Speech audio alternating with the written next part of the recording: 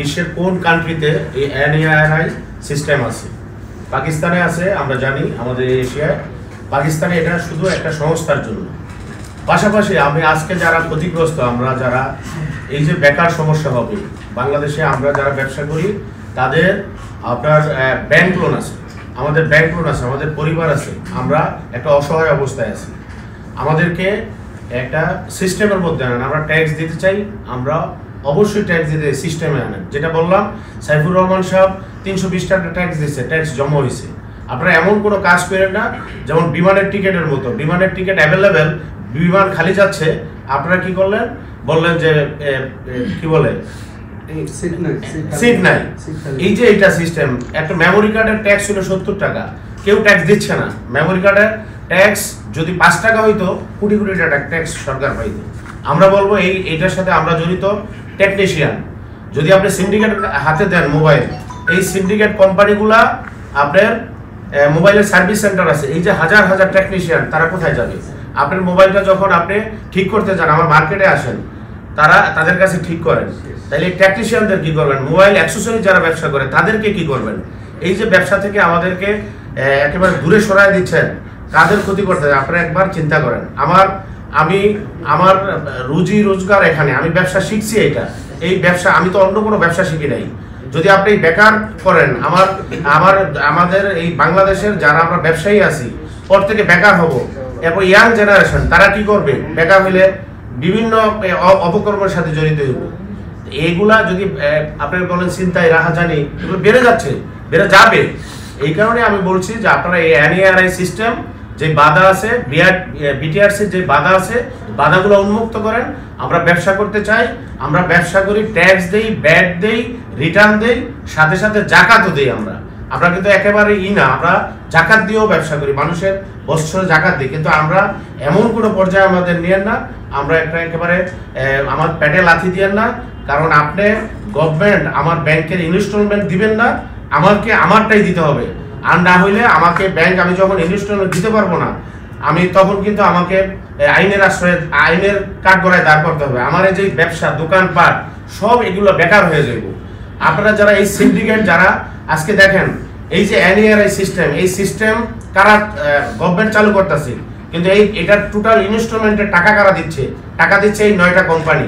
আপনি জানবেন এটা ওপেন 11 কোটি টাকা, 11 কোটি 40 লাখ টাকা এই সিস্টেমের টাকা দিছে হইলো আপনার এই মোবাইল কোম্পানিগুলা। কেন গভর্নমেন্টের টাকা নাই? বিটিআরসির টাকা নাই? আমরা কেন একজনের টাকা নিয়ে আমরা এই কাজ করতে যাব? আমরা কেন এই লক্ষ লক্ষ লোকের আমরা বেকার বানাবো? আমি প্রতি মাসে ভ্যাট দিতেছি, প্রতি মাসে। আপনি এনবিআর এর কাছে জিজ্ঞেস করেন, আমার এই এলাকা প্রতি মাসে আমাদের এই মার্কেট থেকে প্রতি মাসে আমরা দোকানদারে একটা করে বিক্রির উপরে ভ্যাট দিচ্ছি। আমি ট্রেড লাইসেন্স রিনিউ করতেছি, টাকাটা গভর্নমেন্ট পাচ্ছে, আমি প্রতি বছর রিটার্ন দিচ্ছি। তাহলে কি আমি ব্যবসায়ী না? আর আমাকে ট্রেড লাইসেন্স দেওয়া হয়েছে কি? আমার ট্রেড লাইসেন্স লেখা আছে কি আমার ক্যাটাগরি, আর আমি কোন ক্যাটাগরি ব্যবসায়ী? আমি মোবাইল ব্যবসা করি, আমার ট্রেড লাইসেন্সে লেখা আছে। ব্যবসায়ী হিসাবে এই দেশে বৈধতা সরকার আমাকে দিয়েছে। সো আমি এখন যারা অবৈধ বলতেছে, আমাদেরকে চোর ডাকাত বলতেছে, আজকে দেখেন আমাদের দেশে যে কোম্পানিগুলো আছে, আমরা একটা জরিপে জানতে পেরেছি যে এই দেশে মিনিমাম বাৎসরিক 1 কোটি মোবাইলের, মানে 1 কোটি মোবাইল কাস্টমারের হাতে যায়। সেইখানে এই যে ফ্যাক্টরিগুলি আছে যারা অ্যাসেম্বল করে, এদের ক্যাপাসিটি হচ্ছে 22 লাখ। আপনি 1 কোটি থেকে 22 লাখ আলাদা করেন, বাকি মার্কেটটা কারা কভারেজ করে? আমরা করি না? বাকিটা তো আমরা করি। তো যদি বাকিটা আমরা করি, 16 ডিসেম্বরে যদি বন্ধ হয়ে যায়, তাইলে এই যে 22 লাখের এগেনস্টে আমরা যারা আছি 60, ওরাই বলে বিটিআরসি রিপোর্টে আছে 60 থেকে 70% আমরা মানে চাহিদা পূরণ করি।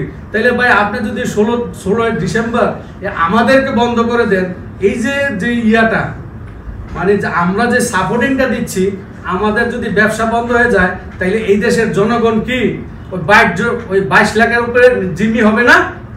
1 কোটি মালের জায়গায় যদি 22 লাখ থাকে আর বাকিটা না থাকে, তাইলে কি অবস্থাটা কি হবে? জাতির কাছে আপনাদের মাধ্যমে আমি প্রশ্ন রাখতে চাই। বিটিআরসি আমাদেরকে শুভঙ্করের ফাঁকি দিচ্ছে।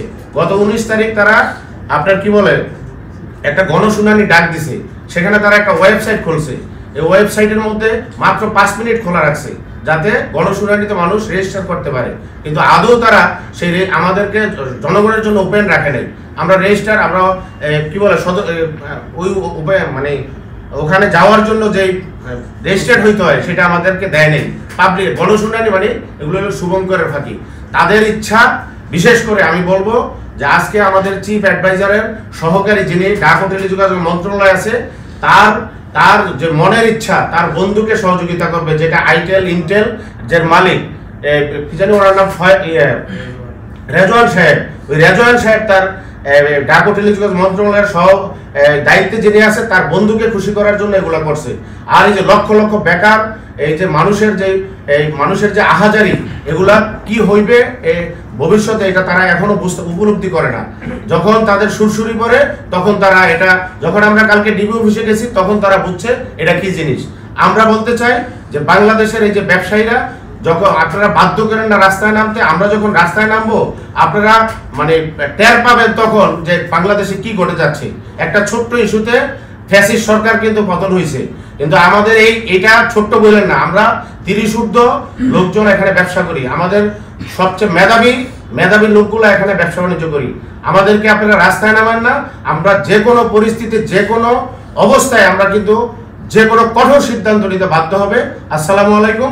আপনারা মানুষের বিবেক, আপনারা সমাজের চোখ, আপনারা এই সত্যকে উপস্থাপন করবেন, এই আশা রেখে আমি আমার কথা শেষ করছি। আসসালাম। মিডিয়া, আপনারা যারা সংবাদকর্মী আছে, সাংবাদিকরা যারা তীক্ষ্ণ সাংবাদিক, তারা এটা বের করেছে এবং আমরাও তাদের মাধ্যমে জানতে পেরেছি যে এই তথ্য উপদেষ্টা এর সাথে জড়িত। এটা আমরা কখনো অনুসন্ধান করিনি, আর আমরা এটা কখনোই আমাদের মুখ থেকে বের হয়নি। এটা সাংবাদিকের মাধ্যমে আমরা নামটা জানতে পেরেছি এবং আশা করি এই তীক্ষ্ণ সাংবাদিক যারা আছে ওনারা নামটা জানে, আপনারা জেনে নেবেন।